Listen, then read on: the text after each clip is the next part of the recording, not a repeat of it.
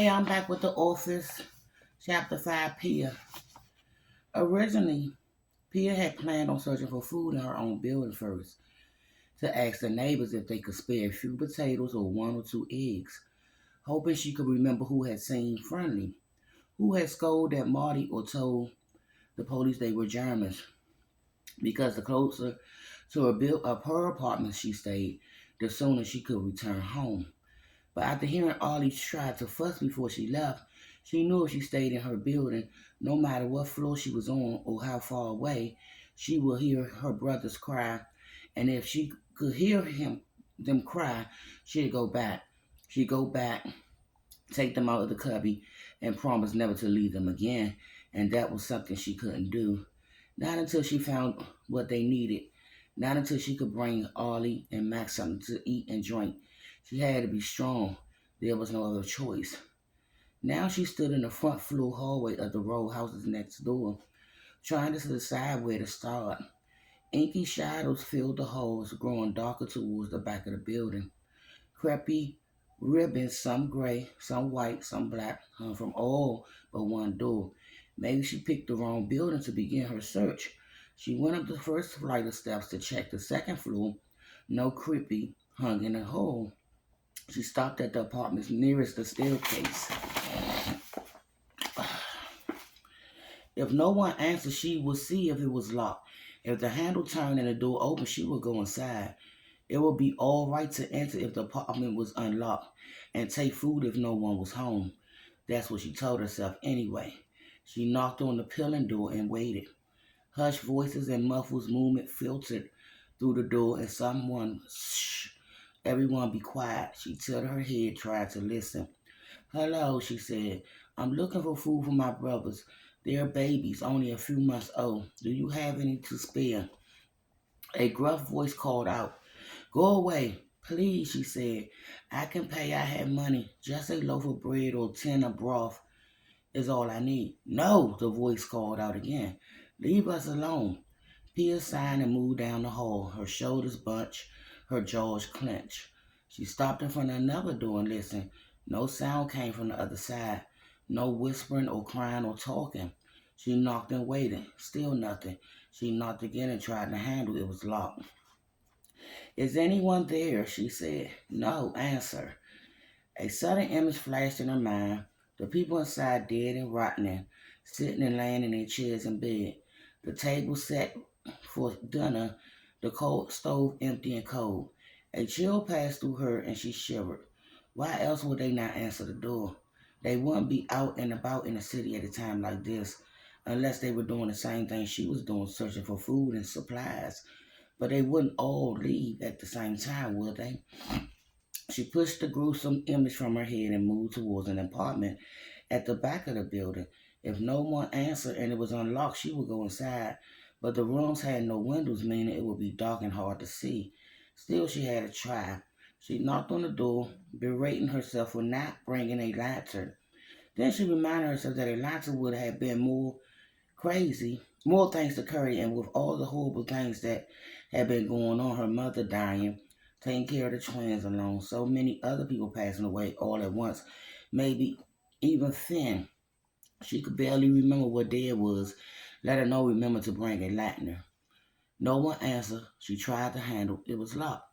Maybe she was wasting her time. Maybe she should search somewhere besides the fifth ward, where everyone has so little to begin with, let alone anything to spare. Not to mention, it seems like people were too scared to answer their doors. She couldn't blame them, but the longer she looked for help where she would find it, the longer her brothers would be shut in the cubby. Maybe the flu hadn't spread to the other parts of the city yet, or maybe the churches were handing out food. Refusing to give up completely before leaving, she decided to try a different floor. She climbed the second staircase and stopped at an apartment towards the front of the building, where the rooms had windows. She knocked and waited. No one answered or shuffled towards the other side of the door. No one yelled at her to go away. She knocked again, harder this time, then turned the knob. It was unlocked. She gave the door a gentle push. It swung open and swirled a rank air scents a piece of crumbled paper over the cracked threshold. She clamps a hand over her scarf, instantly recognizing the stench of decaying flesh. A weak shaft of daylight reached across the floor, illuminating the gloomy interior of the room, nearly identical to her home. From the cold stove to the rough-hewn shelves filled with dishes to the bedroom door. Taking a step inside, she had to fight the urge to run into the back room and look for her brothers, to kiss them and hug them and make sure they were all right. Even the narrow iron bed under the window looked the same. The only thing missing were muddy vase and Oma's tablecloth. Her heartbeat picked up speed. Had someone taken their things? What if all and Max were gone too? She shook her head. No, this wasn't home. The table was bigger with wooden stools around it instead of chairs, and a French rug with a strange design covered the floor, not layers of threadbare thrown rugs. Trying to remind herself where she was and what she was doing there, she struggled to stay calm. She was in the row house next door searching for food for her brothers. She needed to keep going so she could get back to them as soon as possible. Then the room seemed to rotate and she put a hand on the wall to steady herself. Sweat broke out on her forehead. Confusion and panic jittered inside her head. Except for the fear of finding dead bodies and the guilt over leaving Ollie and Max, she had felt fine a minute ago. Maybe that, combined with the worry of not finding food, was too overwhelming. Then her stomach clenched with hunger, and she remembered she hadn't eaten since yesterday. When or if she found food, she needed to eat something straight away. She wouldn't be able to take anything back to Arlie and Mac if she passed out from hunger. Gritting her teeth, she waited for her head to stop spinning. Dead bodies or no dead bodies, she had to search the apartment for food. She had no choice. She edged in further, ready to run if anyone appeared, and then she saw a pair of brown buckle boots on the floor. One pointed up, the other flopped on its side. Above the boots, beige stockings covered a pair of swollen ankles. Pia chewed her lips. A clear path led to the kitchen area. If she kept her eyes straight ahead, she'd be fine. She could make it past whoever laid on the floor. She steeled herself and moved forward with her arms and hands tight to her body. Except, except, she had to look. The remains of a blonde woman lay shriveled on the rug, her head propped crookedly against a cold bucket. Black blood caked her hands and face, and her eyes had sunken into her skull. Maggots crawled around her swollen mouth and nose. Pia looked around towards the kitchen, but it was too late. She pulled the scarf down from her face, bent over and threw up what little she had in her stomach. Then dry heave until there was nothing left but bowel.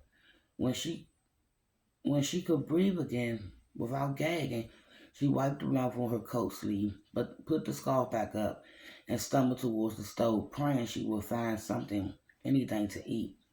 Moving dishes and plates out of the way, she searched the shelves for a jar of applesauce or a can of beans, trying not to make too much noise.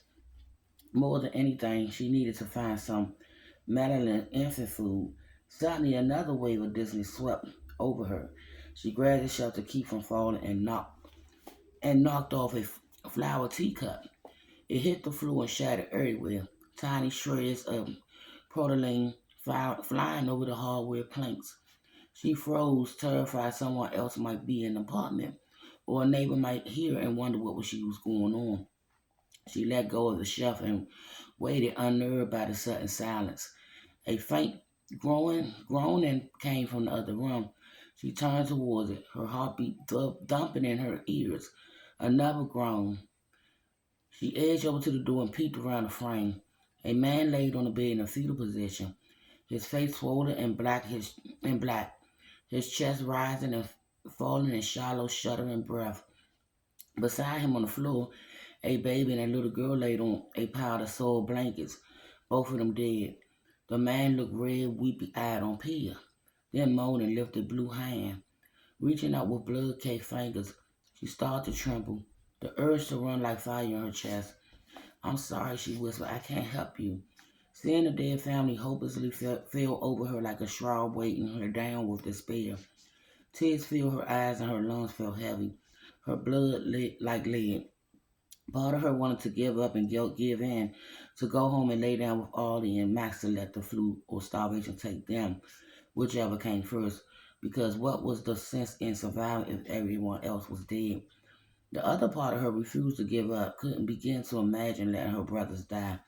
She didn't know what was going to happen to them anyway, if and when this nightmare ever came to an end.